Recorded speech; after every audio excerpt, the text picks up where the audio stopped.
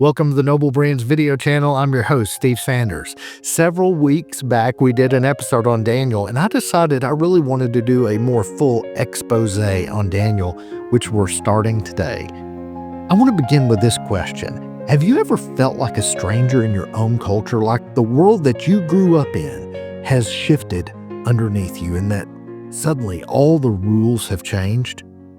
Many Christians today describe feeling exiled, surrounded by values and assumptions that are increasingly foreign to their faith. But we're not the first believers to face this. 26 years ago, a teenager named Daniel woke up in Babylon facing the same question we face. How do I stay faithful when everything around me is designed to make me forget who I am? Daniel chapter 1 isn't just ancient history, it's a masterclass in identity formation under pressure. And today we're going to discover why the smallest acts of faithfulness might be the most important ones you ever make. But to understand what Daniel faced, we need to understand what Babylon was really doing. The year is 605 BC. Nebuchadnezzar defeats Egypt at Carchemish and becomes the dominant world power. And then there's the first deportation from Jerusalem. There's not a full destruction yet, but there is we'll call it a strategic extraction. Daniel is likely 14 to 17 years old.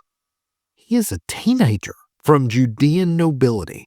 Nebuchadnezzar's genius here, and by the way, this is key, is that he approached conquering nations differently. Most conquerors just wanted submission. Nebuchadnezzar wanted transformation. His strategy was to take the best and the brightest young people, immerse them in Babylonian culture, and send them back as loyal administrators who think like Babylonians. He was not brainwashing through force. He was using assimilation through privilege. So there was a four-pronged identity attack going on. Number one is location. They were removed from everything that was familiar to them, from their temple, their family, their land, the promises. Number two was education.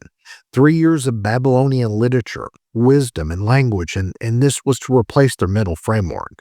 Number three, and this is really significant, is their names. Daniel, which means God is my judge, became Belshazzar. Now, Bel, or Marduk as it may be, means to protect Bel's life or protect Marduk's life. Hananiah, which means Yahweh is gracious, became Shadrach, which possibly means the command of Aku. Mishael, which means who is like God, became Meshach, which possibly means who is like Aku. And then Azariah, Yahweh has helped, was made into Abednego, servant of Nebo or servant of Ishtar. So every step along the way replaces an identity. They're looking to replace Yahweh with a Babylonian deity. This isn't bureaucratic. It's spiritual reassignment. And then there's diet, the food from the king's table. And we're going to come back to this because there's something important going on there. When Nebuchadnezzar takes the temple to the house of his God in verse 2, this isn't just looting. We need to understand what this meant. In the ancient world, this declares, my God defeated your God. Marduk is stronger than Yahweh. We're taking items from Israel's temple to Marduk's temple, and this, I guess, could be seen almost like trophies. This is, I think this is all seen as somewhat of a theological propaganda, if you will. When Daniel arrives in Babylon, every external evidence suggests to everybody that Yahweh has lost. So here's Daniel, renamed, relocated, re-educated, and almost everything about his identity has been stripped away. Almost. Now, let's read to see what happens next. We're going to go to Daniel chapter 1, verses 3 through 16. Join with me now. And the king ordered Ashpenaz, the commander of the court officials, to bring some of the Israelites from the royal family and from the lords, youths who have no physical defect and who are handsome and who are prudent in all wisdom and endowed with knowledge and who understand insight, and who have the ability in them to serve in the palace of the king. And the king ordered him to teach them the literature and the language of the Chaldeans. And the king assigned them to his daily portion from the fine food of the king and from the wine that he drank, and instructed that they were to be educated for 3 years. And at the end of their training, they were to be stationed before the king. Now, there was among them from the Judeans Daniel, Hananiah, Mishael, and Azariah. And the commander of the court officials gave them names. And he called Daniel Belshazzar, and Hananiah Shadrach, and Mishael Meshach, and Azariah Abednego. Now Daniel resolved that he would not defile himself with fine food of the king and with the wine that he drank. And so he requested from the commander of the court officials permission so that he would not defile himself. And God gave Daniel favor and compassion before the commander of the court officials. And the commander of the court officials said to Daniel, I'm afraid of my lord, the king, who has determined your food and your drink. For why should he see your face having a worse appearance than the young men who are your age? Then you will endanger my head with the king.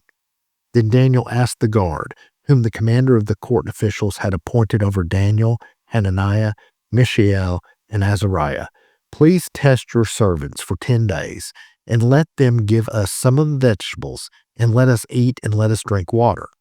Then let our appearances and the appearances of the young men who are eating the fine food of the king be compared before you, and then deal with your servants according to what you see.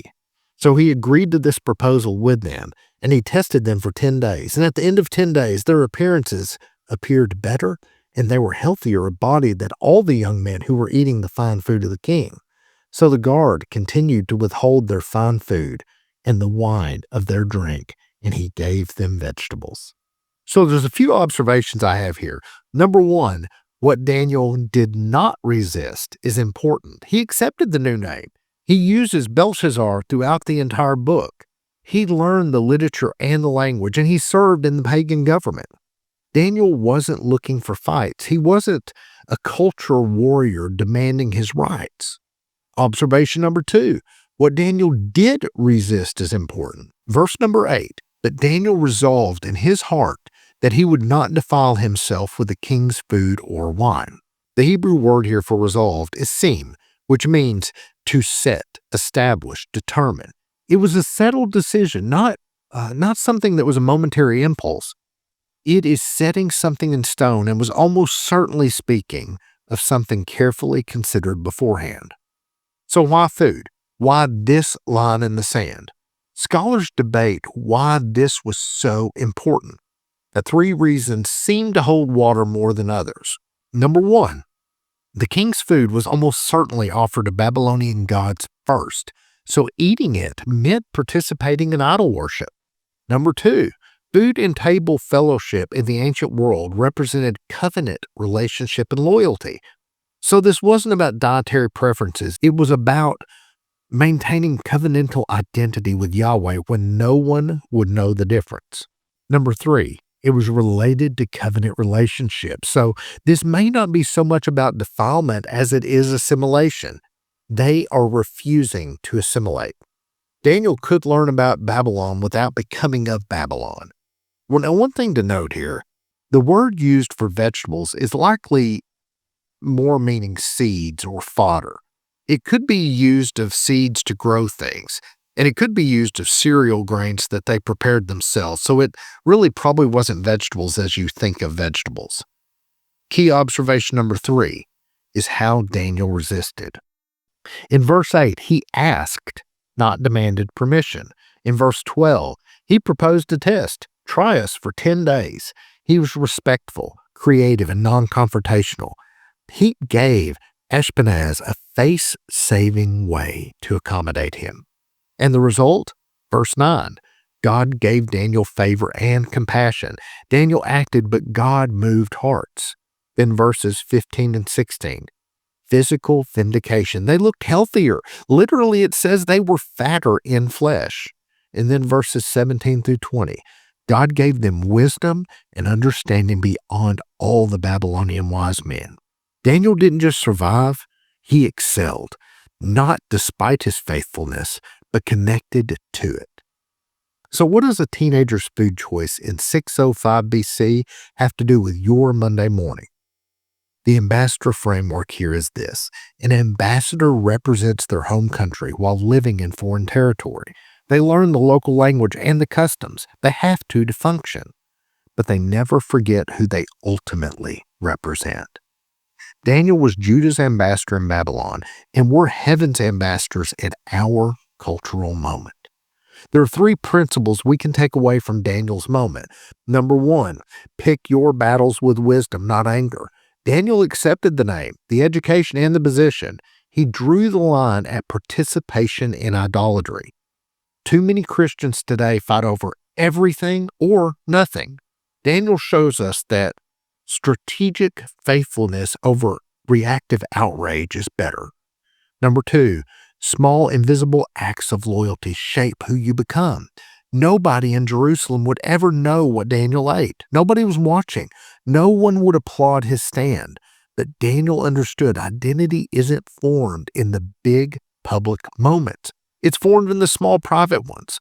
The question isn't just what will I do when I'm tested, but who am I becoming when no one's watching?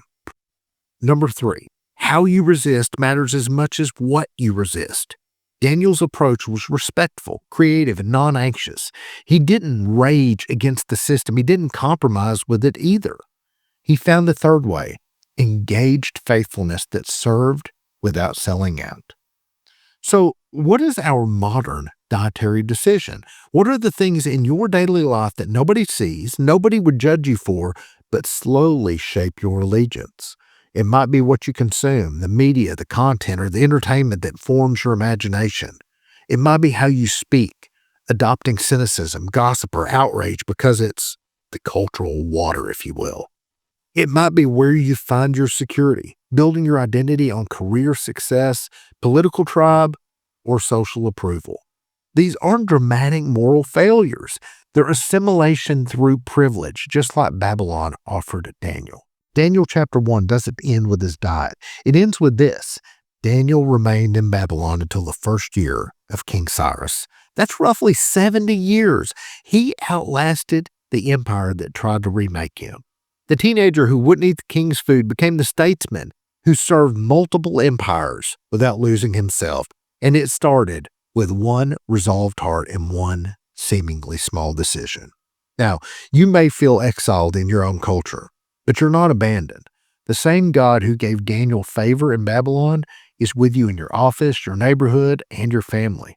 The question isn't whether you can survive, it's who you'll become in the process. Your ambassador challenge this week is to identify one dietary decision in your own life, one small area where the culture is slowly assimilating you and nobody would notice if you just went along. It might be your media consumption, your speech patterns, or your sources of security. Name it. And like Daniel, resolve in your heart, not with anger, not with anxiety, just quiet, settled faithfulness. That's how ambassadors are formed. I'm Steve Sanders. Until next time, reflect, well. God bless.